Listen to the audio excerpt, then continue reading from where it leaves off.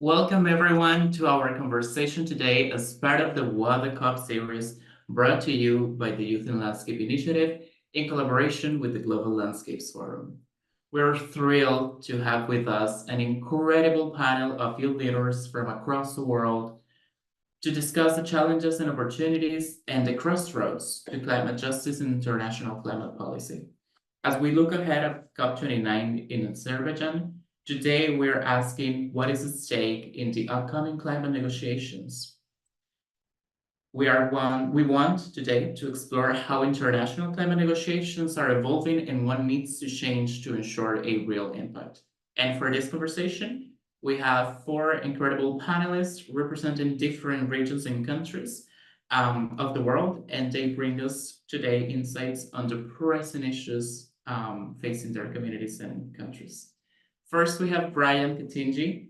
He is the Executive Director of Policy Action Initiative in Kenya. We also welcome Thalia Silva from Brazil. She is the National Coordinator at Engajamundo. Jefferson Estela from the Philippines, East and Southeast Asia representative of the Loss and Damage Youth Coalition. And from the Middle East, we have Ayshka Najib. She is a climate justice activist from Fridays for Future MAPA. Now, I just want to get started with our set of questions because we have a lot to cover for this upcoming COP. Thank you. So, Brian, I want to start right ahead with the questions. And, it's been almost a decade since the landmark of the Paris Agreement. While there have been significant successes and progress made, there are still areas where implementation needs to accelerate to fully meet our climate goals. Can you share your thoughts on what's holding us back and how we can move forward? Thank you so much, Francisco, or as we say here at home, asante sana, for this opportunity. As you've brilliantly introduced me, my name is Brian Kithinji. I'm the Director at Policy Action Initiative.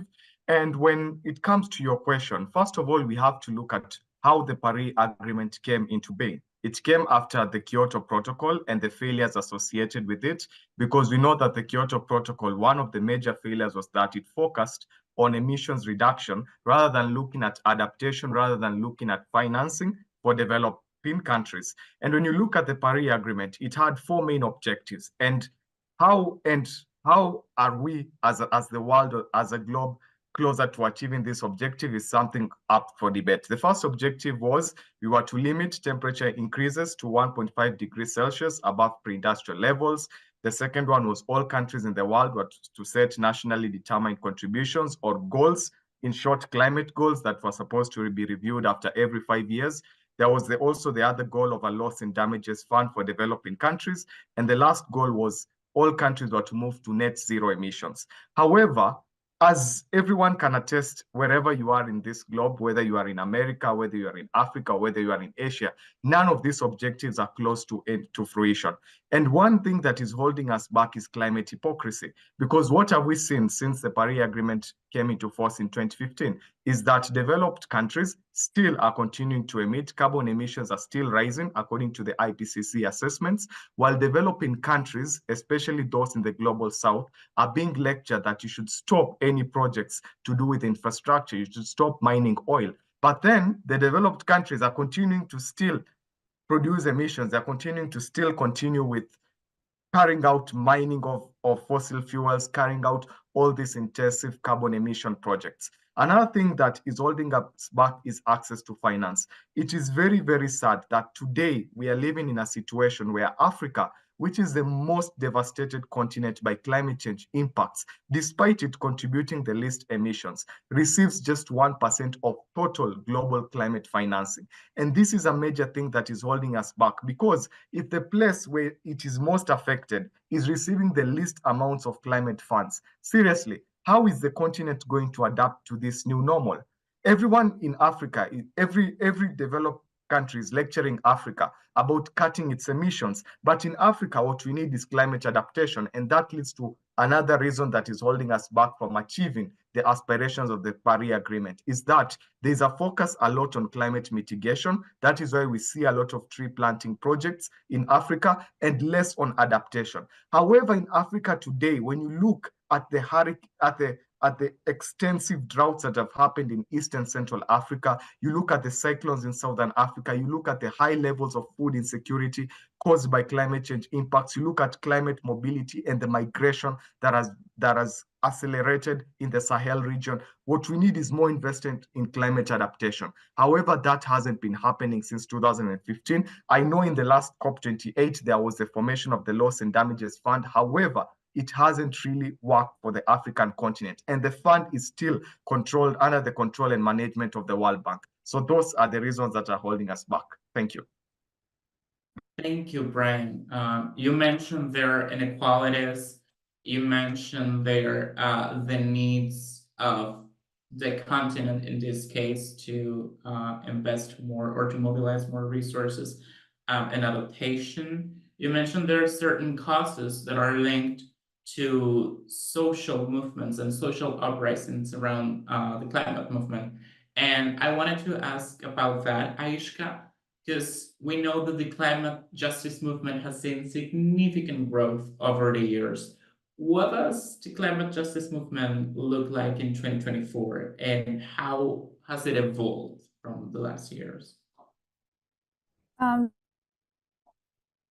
Thank you so much for that question, Francisco. And I think it is such a great segue from Brian's comments, honestly, on some of, he mentioned some of the achievements we've made so far and some of the challenges pushing us back. And I need to tell you, at the front lines of these challenges and achievements are young people on the ground who have been campaigning, who have been mobilizing, and who have been strategizing on policy. Now, if I have to take a little bit of a detour and take a step back, we all know that the early activism, that is in the 1980s and the 1990s, sort of began as a reaction to environmental racism that was mainly being faced by BIPOC, which is Black, Indigenous, and people of color communities who were, as we call it, living in sacrifice zones of industrial revolutions. And we saw a large upbringing of these sort of mobilization, especially in global north countries such as US and Europe, where there was large issues of environmental racism and inequalities that were being fueled along with the climate crisis issues. And the problem is that back then, and even now in many areas, it is very difficult for Black, Indigenous, and people of color issues, and those who are the most marginalized, to take up space and to take up power. We saw that in the early stages, often at times, climate justice movements were born out of historical struggles. And I'm talking movements such as the civil rights movements, the eco-feminist movements, the decolonial struggles. So it is very important for us to understand that everything we have now is the result of history's worth of struggles and fight. And we need to connect back and link back to the people who have existed since. And I think that's where the intergenerational quality also comes from. You know, I've heard in many conversations, I've been part of many conversations where we as young people are often siloed out. And I think that's one thing that I want to challenge. The movement that we are witnessing now is embracing intergenerationality, and the movement we are we're embracing cross cultural knowledge and cross generational knowledge. We know that many of these conferences, such as the Conference of Parties and the international negotiations, were sort of born in the era in the 2000s, born in the era of globalization. But what we are witnessing now as a trend is that we've shifted from the era of globalization to the era of decolonization. And how do we see that? We're seeing global South countries take back power. We're seeing global South movements take back power. We're seeing a large upraise of land back campaigns, a large upraise of historical responsibilities and reparations. And if you ask me, Ayshka, point out an evidence, and that evidence I will bring up is that we historically got the Loss and Damage Fund operationalized. It took decades of struggle to get there. And we historically got fossil fuels, the term fossil fuels mentioned in a COP treaty. Can you believe that the Paris Agreement, which we take as sort of the Bible of our climate work, doesn't even mention fossil fuels, the very problem that we are having to challenge in terms of tackling climate crisis. If I can quickly move towards the question where you ask, what are we doing as a climate movement right now? I think right now we are really trying to bring in the lens of intersectionality, because we've realized that the climate crisis was born in an unequal world and it thrives under inequality. So that means all of those who are at the intersections of diversity in gender, indigenous rights, economic inequalities, migration, refugee crisis, all of these, race, class, all of these intersections are bearing the brunt of the climate crisis. And we've been having to approach it from a lens of equity and a lens of inclusivity in many ways. And I think that's also the reason why we as Fridays for Future MAPA emerged. MAPA stands for most affected people and areas. And we sort of emerged in order to challenge the historic exclusion that we have faced from a very Eurocentric approach in terms of climate movements, in building climate conversations. And so in 2024, the climate justice movement is really trying to reflect and grow an emphasis on intersectionality, feminist leadership, and decolonization. And the youth movement, especially us Gen Z and my generation, something we are really good at doing is to sit in discomfort. We're okay sitting in discomfort and okay unpacking what are we doing wrong. We're okay unpacking that we are too holding powers and we are too feeding into systems of colonialism, patriarchy, and capitalism. And how can we unlearn and relearn these processes? And we're okay to address that. A lot of the work we're doing is actually indigenous knowledge and local knowledge led. And we are coming with fancy terms such as sustainable development and zero waste and so on to call these local and traditional knowledge. But we need to take a step back and appreciate where it's coming from. And lastly, I will wrap up now, is to link climate justice with other global crises. We are in an era where we are seeing exacerbated conflicts, right? We're seeing the genocide happening in Palestine, the occupation in many other regions. We're seeing intensified climate refugees and migration issues. And we're seeing intensified human rights violation, right? Just last year, 193 environmental defenders were killed and murdered. So we're trying to, talk about climate justice in an intersection and linking this to the global crisis and inviting everybody to take a seat at the table. To make sure that everybody who has various skills and expertise need to be counted in this conversation. That is where the climate justice movement lies right now. Thank you, Ayshka. Thank you for your remarks or reflections on this. One thing that you mentioned is that the movement is trying to address this intersectionality of climate justice. And that brings, of course, some other challenges, such as representation, which is my next question about, and is for Thalia. Thalia, we know that visa restrictions often limit participation from the Global South, from representatives from these communities and group of peoples that Ayshka was mentioning. And this limits the participation in environmental conference. How does this affect the UNFCCC negotiations? And what are the implications for achieving inclusive global action on climate change? Thank you, guys. Thank you for inviting. I want to say we have many problems when you talk about climate change negotiations and the global south. We usually focus on the money and like how rich countries haven't delivered on promise to find the climate and haven't found to climate change, and actual to the poor countries like global south. While that we have a hug issues, there are other big challenges that also hold back meaningful participations, especially for those developed countries like Brazil, like others areas in Latin America and global south. I think one barrier we have is a vision and restrictions. Many representatives from the Global South struggle get visas to attend important conference, but this is a problem. We are restricted in many countries like United States, like and Europe, and I think we have problems to access these countries. But I think it doesn't stop in the visa restrictions. We have problems with the language aspects. Most climate negotiations happen in English, and this is a hug barrier for many delegations who are not fluent in the language. And if you can fully understand what the discussions are about, you can expressions what your country needs.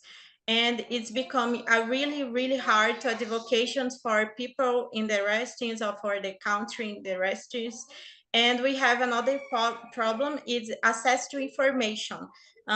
We have representatives for the nationals, but we have a large teams in the global north and the north nationals, and they have teams expert in what they want for the climate negotiations. In contrast, we have delegations for the poor nations, and they usually come with the limited support and resources. This is create an unfair situation when we have the interests of global south, but this is in background. This is in I don't know the word now, but we have a problem with the access with the global south delegations, and we have a problem with the delegations in the global north and so. Okay. Thank you, Thalia. Okay. Sorry, guys. No, sorry, you were gonna mention something else? I want to say we need more programs to support these nations, and the UNFCCC should provide training resources to help the delegations in the global south and engage in effectively the nations for what they need. Thank you, Thalia. Precisely, you mentioned there that there is this underrepresentation of the global south in this conferences, not only because of the visa access issue, but also the language barrier sometimes. And that's something that I wanted to refer to, or to talk about a little bit more, how some groups are restricted or underrepresented, while some others are represented. And to that, Jefferson, I want to enrich the discussion by mentioning, that fossil fuel lobbyists, industrial agriculture interest, and high emitting countries continue to continue to have significant influence over climate negotiations, as we all know. How is this affecting international climate policy, and what can be done to counterbalance this power? Thanks, Fran, for that important question. Also, thank you for Thalia for giving context of the problems within the Global South. I think this is a very important question to be asked. I think this should be mainstream and highlighted more often. Of course, as fossil fuel lobbyists or full solution advocates increasing significantly in the past years in our COPs or climate COPs. If I could just break down the numbers, I actually shared this to my Instagram last year during COP28 when The Guardian released the report. So during the COP26, we have 503 fossil fuel lobbyists out of 40,000 attendees. We have 636 fossil fuel lobbyists out of 45 attendees in Egypt. And last year, we have 2,456 fossil fuel lobbyists out of almost 20,000 attendees. And those numbers, it just exposes the glaring imbalance that wreaks corporate influence into important decision-making bodies such as the UNFCCC. And what's even more outrageous is that this horde of lobbyists dwarfs the meager 316 official indigenous representatives of nations by over 7 times. And it's just an aggressive reminder that the scales are tipped in favor of profit-driven interests over the critical voices that deserve to be at the forefront of climate negotiations. This injustice demands a forceful re-evaluation of who holds the reins in shaping our collective climate future. And I would love to think that the presence of fossil fuel lobbyists signals their fears, as people and scientific evidence have both voiced that we need the imperative uh, to exclude them from the negotiations, and to change that, or to change this ongoing problems with this participants occupying our own space where they should not be here in the first place. Stricter regulations on this should be done. Like what I have mentioned earlier, we should be doing a reevaluation of how we assess participants, like also, like for example, limiting the participation of this fossil fuel lobbyists. And I think my co-panelists were here, whom I think will agree that there are large numbers of admitted participants in COPs who are actually promoting fossil solutions, hence what I've mentioned numbers earlier. And it's important to reprioritize who's should be there in the first place, amplifying the voices of climate vulnerable countries and stakeholders such as everyone here in this call, young people. And I think that's why Loss and Damage Youth Coalition also emerged, because we believe the dependence on fossil fuel means more losses and more damages, and ensuring that negotiations prioritize people, climate science over profit and industrial interests are crucial steps for meaningful progress. And decoupling these stocks from fossil fuel industry will accelerate the shift towards sustainable future. Thank you, Jefferson, and thank you for sharing also your thoughts on how could we, let's say, improve the way that the UNFCCC works in terms of assessing and giving accreditation to people to attend these conferences. And that's very valuable also in terms of representation of underrepresented groups and overrepresentation of some others. Now that we're talking about certain systemic changes that might be needed within the convention in order to work better and to have more efficiency. I wanted to jump over to you, Ayshka, with another question that it's somehow related to this one. Some civil society movements argue that certain or current climate policies often are false solutions and risk becoming forms of green colonialism. Is the emphasis on technology and innovation overshadowing the need for systemic change? You were talking about how, sometimes the climate justice movement is trying to bring back the traditional knowledge and the knowledge that is in there, but that now we're just rebranding it or renaming it. So is the emphasis on technology and innovation overshadowing the need for this systemic change?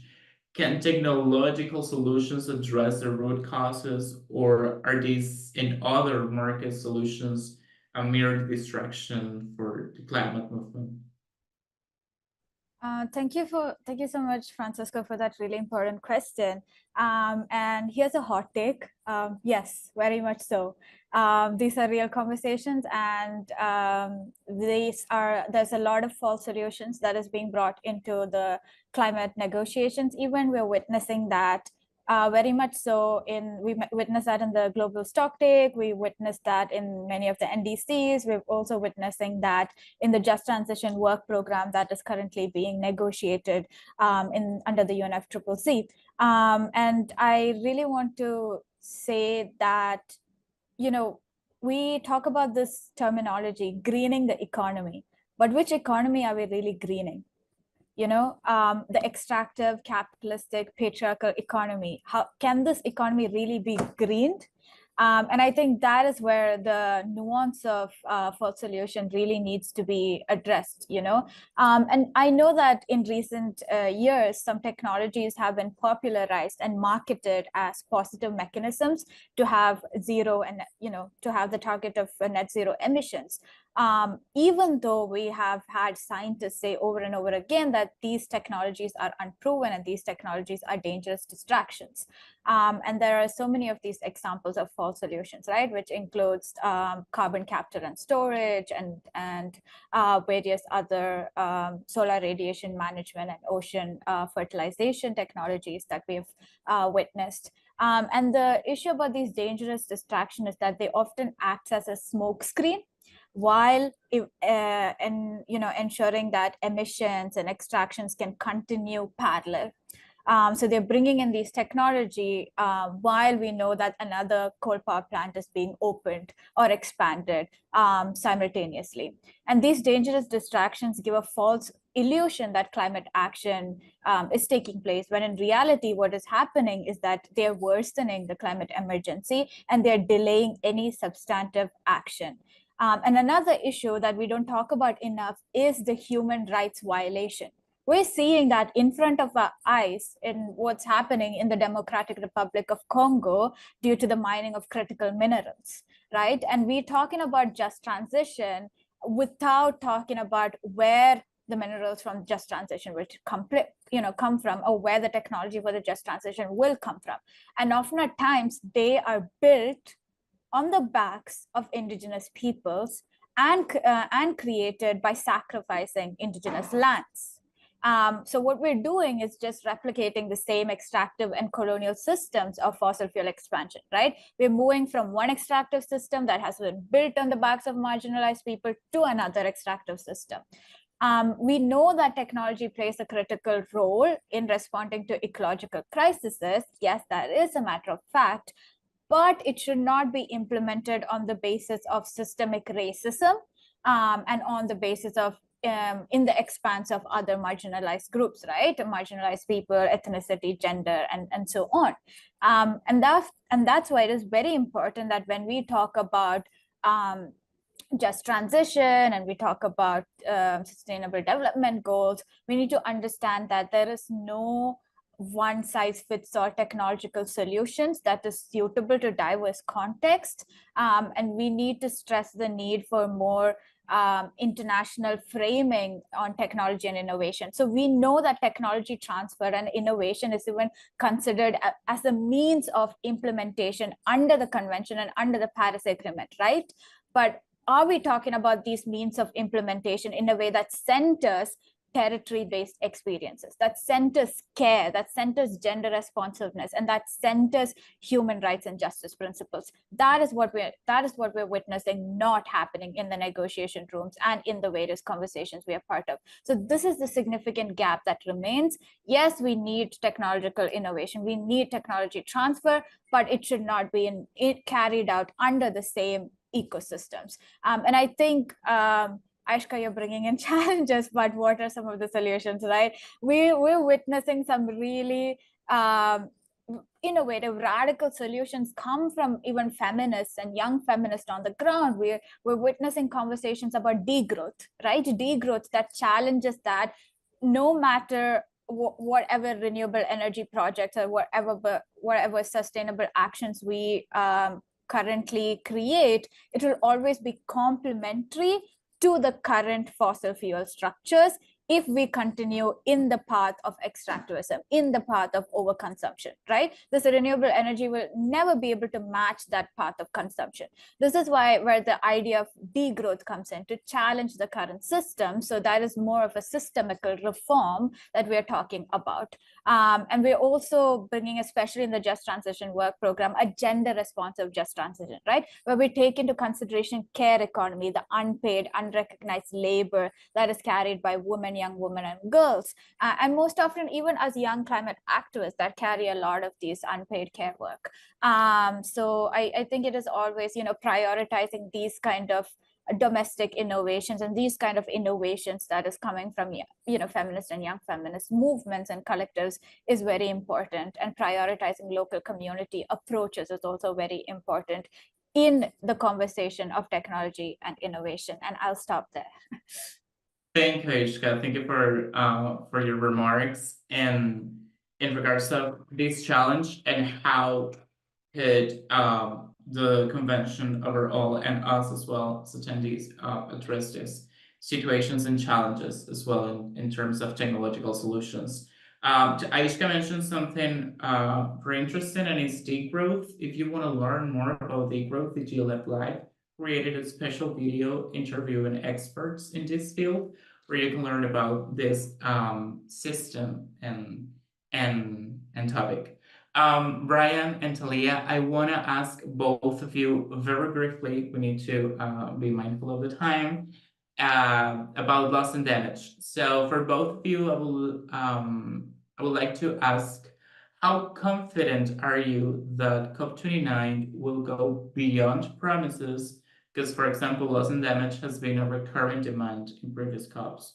How confident are you that COP29 will go beyond promises and create binding, concrete financial mechanisms to address climate impacts, particularly for vulnerable communities? Brian, let's start with you, and then Thalia. Yes, thank you very much for the question. And before I answer it, there's something that Ayshka mentioned, which I wanted to build upon, but through another perspective.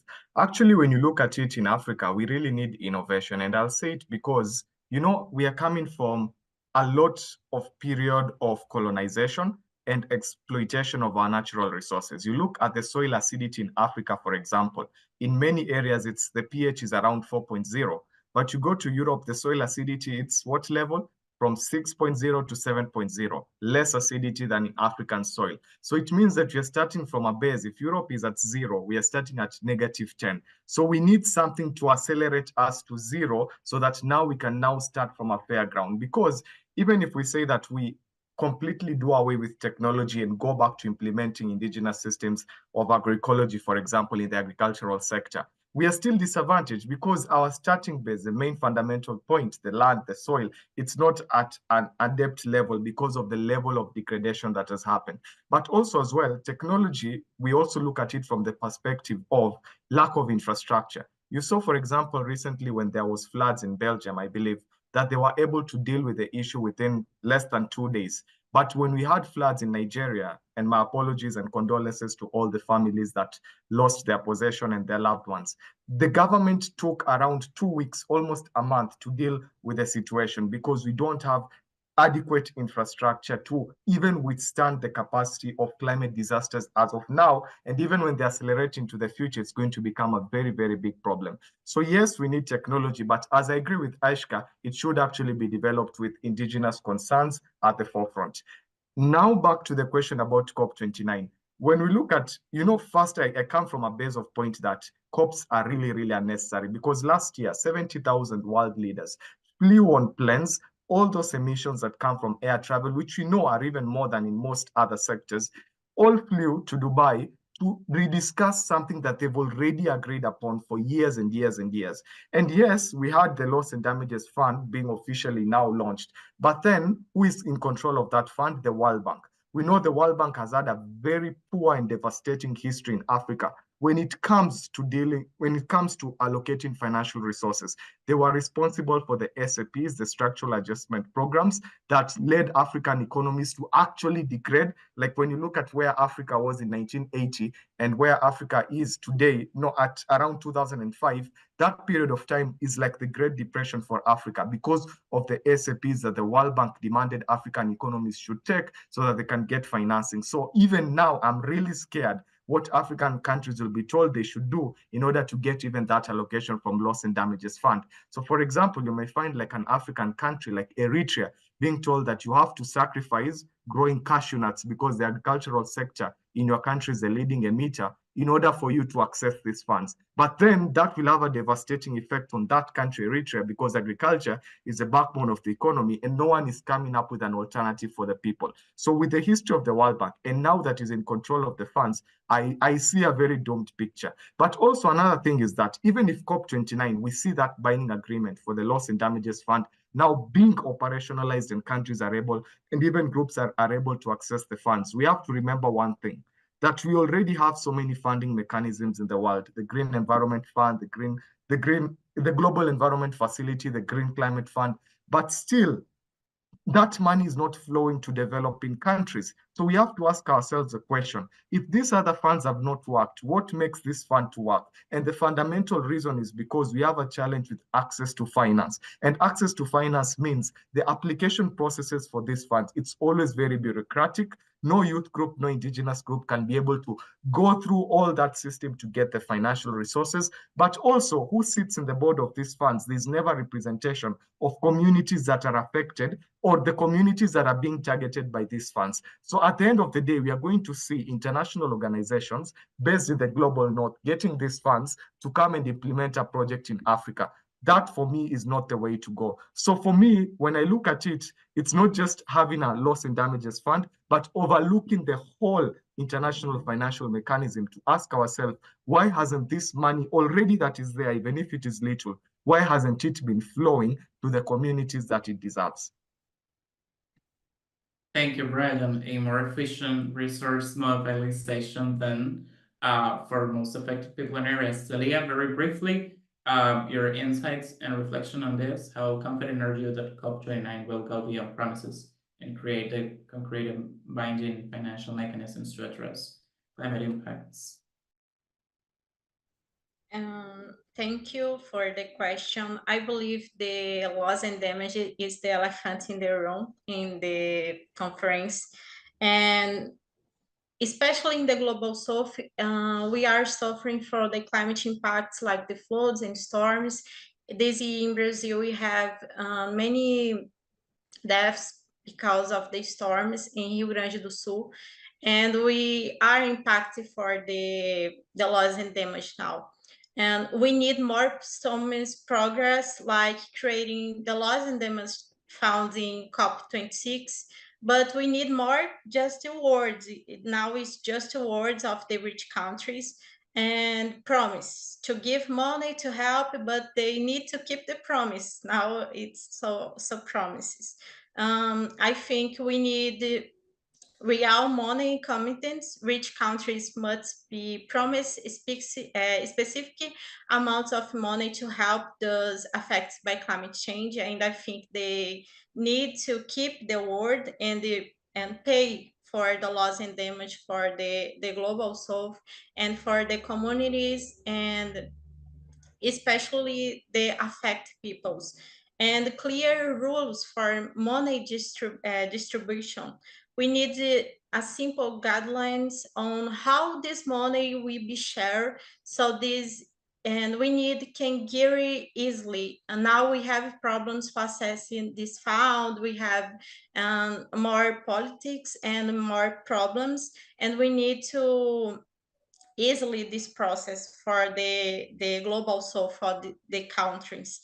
And we need to include the affected communities. We need the voices of peoples who face these climate impacts, and we should be part of these conversations. We need count the experience of the what you see, what we are suffering now in your country, in your community, and we need strong systems to check how the money is being used. We cannot afford to waste the resource or less the promise to get the money and it's not applicant in your community or in your country. And my hope for COP29 depends your action to lead the conference in November. Let's work together for more ambitions, more effort for the loss and damage fund, and we need resolve the elephant in the room, I think.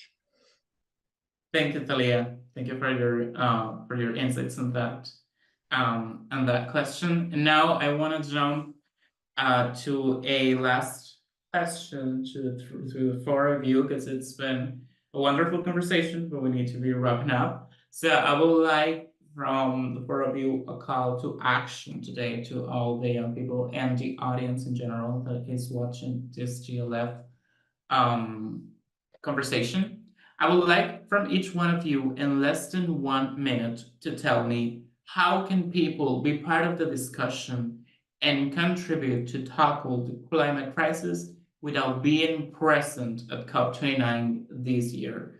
The four of you mentioned pretty much ways in which people can engage and can participate. So now I'm asking you to reflect on that and tell me how can people be part of the discussion and contribute to tackle the climate crisis without being there present at COP29. Let's start with Ayshka, then Brian, Jefferson, and we close with Thalia. Sure, I can try to take a hit at it. I would like to say that the legacy of anything and everything that we build at COP29 at the end of the day is implemented at the grassroots level, and it is the people and the movement and those present on the ground that carry a lot of this work. So it is very important to know that you hold a lot of power in engaging, and it doesn't have to be just at the conference, right? And one thing that I want to give you to engage on is the next cycle of the NDCs, or the nationally determined contributions. So the nationally determined contributions, the new updated cycle is due 2025 for all of the countries to submit. So I would say try to get in touch with your local Ministry of Environment and Climate Change and the local ministries, and engage in to shape the conversation on how your NDCs will take place. Will your NDCs include young people? Will your NDCs include young women and girls? And what are the targets that your NDCs are looking forward to achieving? So that would be my tip on engaging. Thank you, Ayshka. Brian. Yes, my take building upon what Ayshka has said is that we need more documentation, more data collection, more reports, and more presentation of this data collection. And because during November period, that's the best time that we'll see a reawakening around the world, news media focusing on the climate crisis. However, we need to shift the conversation away from the impact of climate disasters to looking at how climate change affects local communities. And by that, as young people, I would advise, let us go and do more documentation. Reports, you can also do documentaries. You can also collect data if you are a researcher, so that we can put this information out there in basic terms, like, for example, issues to do with soil acidity, so that we don't just talk about that there is floods that is happening, but we highlight the historical nature of the climate and also the colonization aspect and the injustices that have happened in Africa, and how both of them link up to affect the current socioeconomic conditions of the continent. And that can only be done by proper documentation and presentation out there. Thank you, Brian. Jefferson, over to you. As for me, I think this is a very important question, because, of course, COP is not the end of everything. Even before COP, people are already working, pushing for advocacies, for change, for policy change, for systematic change. We've been, trying to advocate for what we have right now, the rights that we have right now. So I think just for the context of my country, the Philippines, I think we really have to build up more leaders, especially in our governments, who will prioritize climate action, because in the world, there's still limited numbers of politicians who are taking climate action seriously and putting it in the agenda. So I think it's going to be powerful if we are going to push this kind of agenda, the climate agenda, in our elections, so that we can assure that the leaders that we are voting are actually going to take care of our natural resources, and it will really focus and manage it responsibly, and not going to collaborate more with the fossil fuel industry. Thank you, Jefferson. And now, Thalia. I think it's important see where is in negotiations in the room, where the country is going. Now in Brazil, we are considering the NDC, but we don't have the solutions for the communities, the indigenous peoples, for the Black peoples, and we are a Black country. We have many peoples in Brazil, and they are affected by the climate issues. And I think we need more efforts for engaging the communities, the peoples, and the negotiations, and accessibilizing the conversation, the documents, the participating in the rooms and the conferences and organizations in civil society. And I think is an important step for the future and for the policies in the climate for the climate crisis. Thank you, Thalia. Thank you for your remarks on that as well. More participation. We need more representation of people from the global south and overcome systemic challenges at the UNFCCC. That's what I'm taking from this wonderful GLF interview. Thank you, Ayshka. Thank you, Brian, Jefferson, and Thalia for joining us today, for sharing with us your expertise, your reflections, and your thoughts on this upcoming negotiation. And thank you, everyone, for tuning in. This was the second episode of What the COP. I see you for the third and last. And the last one is going to be about the convention to combat desertification. So stay tuned for that last episode of What the COP. Many thanks all, and thank you to our wonderful speakers once again for the hope and leadership they shared with us today. Till next time.